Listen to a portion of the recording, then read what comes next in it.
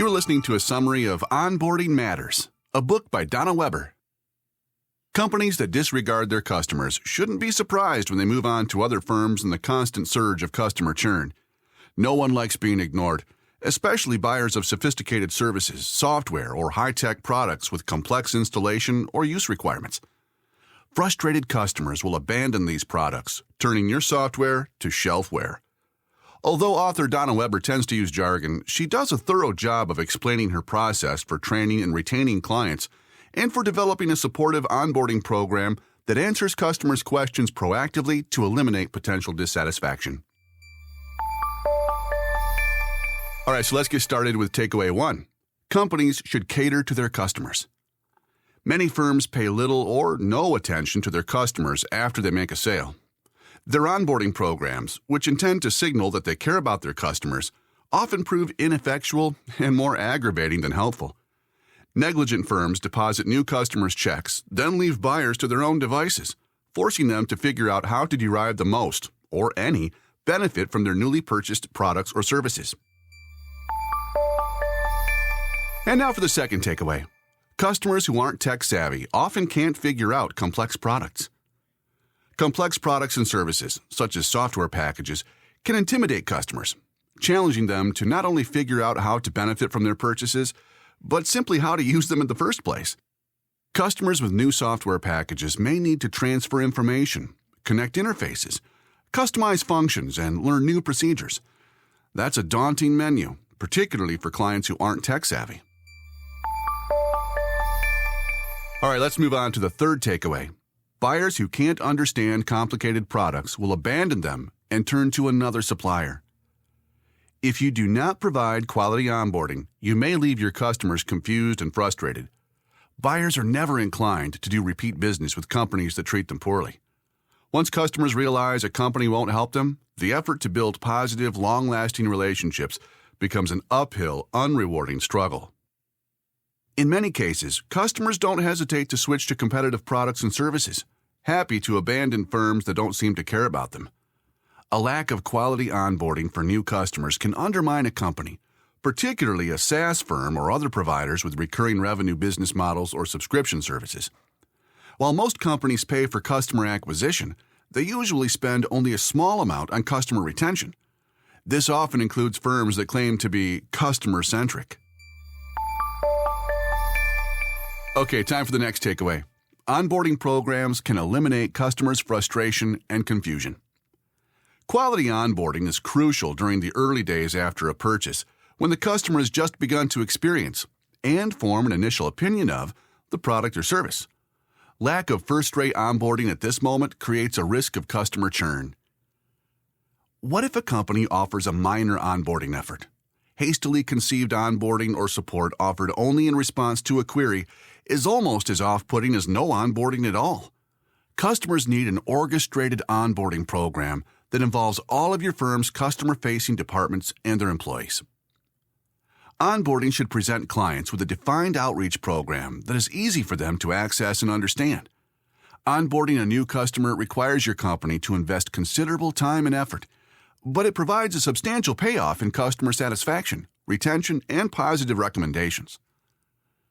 With orchestrated onboarding, new customers will realize the full value of their association with your firm and its offerings, and your firm will benefit from developing that level of customer loyalty. Okay, great. Now let's hear takeaway number 5. Orchestrated onboarding uses best practices from various business disciplines. Onboarding is a complex activity that requires company-wide coordination. A harmonious, cohesive onboarding program draws on the best practices of your various departments, including customer service, sales, IT, and financial services. Orchestrating means planning and organizing with purposeful intent. Orchestrated onboarding is simple in theory. Guide your customers to success with your product. To be effective, onboarding must begin immediately upon purchase. This is when new customers have the greatest interest in improving their operations with your offering and the greatest willingness to invest time in learning every detail of their new acquisition. Onboarding starts before a customer signs the purchase agreement and finalizes the deal. It continues during the crucial early days when customers develop their initial user perspective about your product or service. It may continue for additional days or even months. Regardless of how long onboarding takes, it should become your primary method for establishing trust and long-term relationships with customers. The person in charge of your company's onboarding program must explain the group effort involved to all relevant departments to enlist their input and support in outlining and coordinating their roles. The initial step of orchestrated onboarding is delivering first value to customers, helping them quickly discover your product's value and utility. Now, the sooner your customers hit this first value point, the greater the advantages for your firm and theirs. Follow this approach to reduce the time it takes for customers to achieve first value. First, success plans. Your success plan outlines expectations and objectives. It details how you will help your customers achieve their goals. Second, quick wins. Deliver instant value by immediately helping your customers use your offerings. Third, in-app guidance. Work with your IT experts to arrange specific platform tools to help your firm deliver value quickly during onboarding. Fourth, learning pathways. Scalable training resources can help your customers learn and achieve first value at the pace they prefer. Fifth, phased deployments. Chunk your program into discrete elements that deliver increasing functionality and value. And finally, customer maturity model.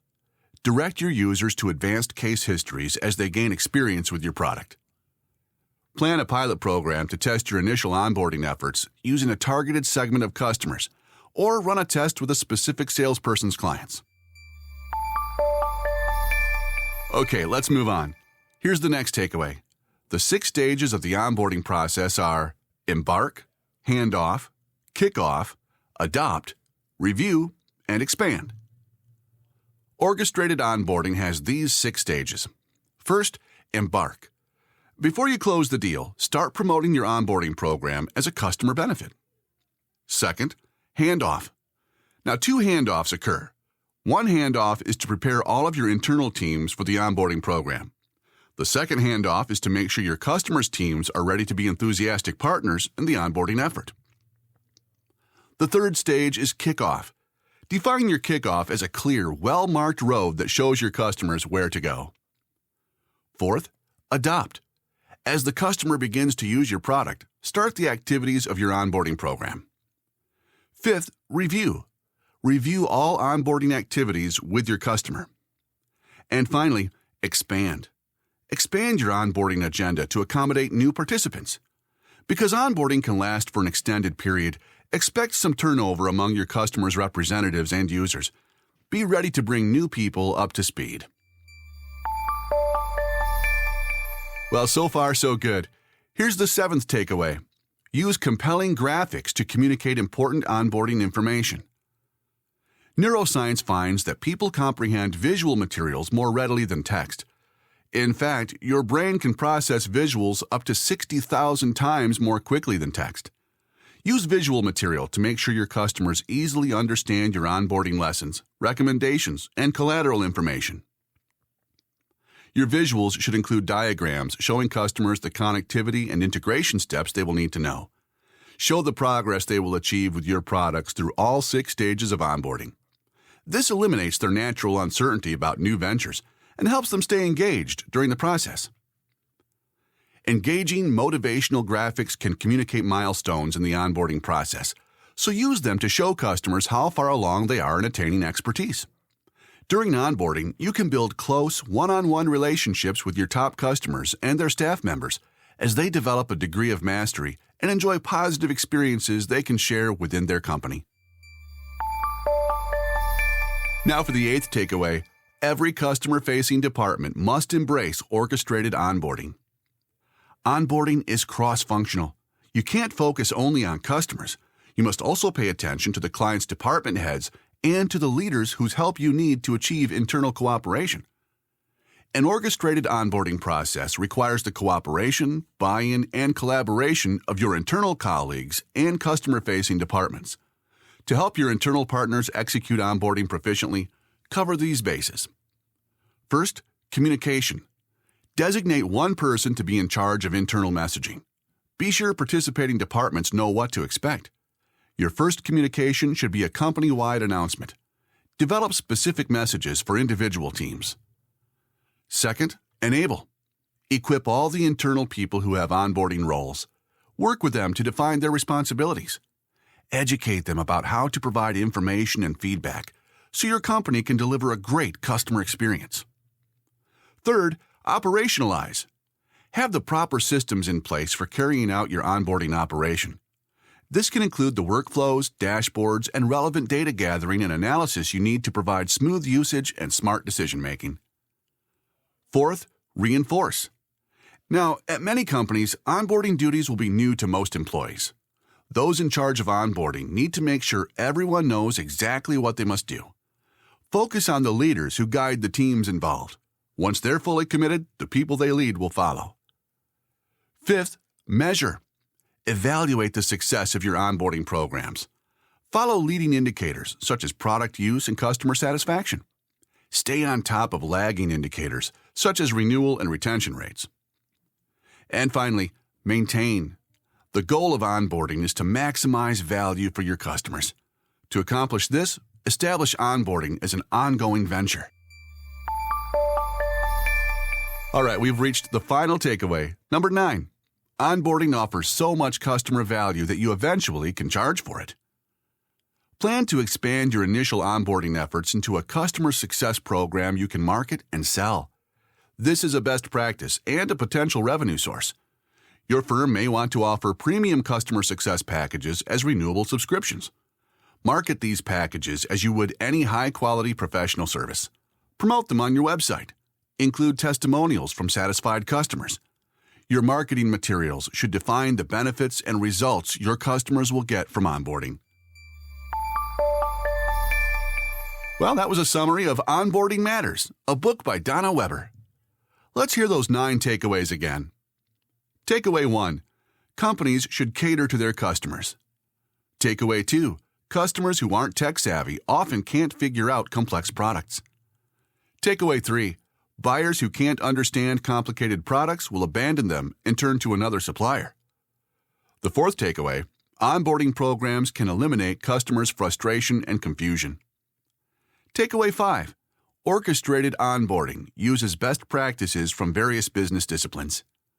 Takeaway 6, the 6 stages of the onboarding process are embark, handoff, kickoff, adopt, review, and expand. Takeaway 7. Use compelling graphics to communicate important onboarding information. Takeaway 8. Every customer-facing department must embrace orchestrated onboarding. And the 9th takeaway, onboarding offers so much customer value that you eventually can charge for it.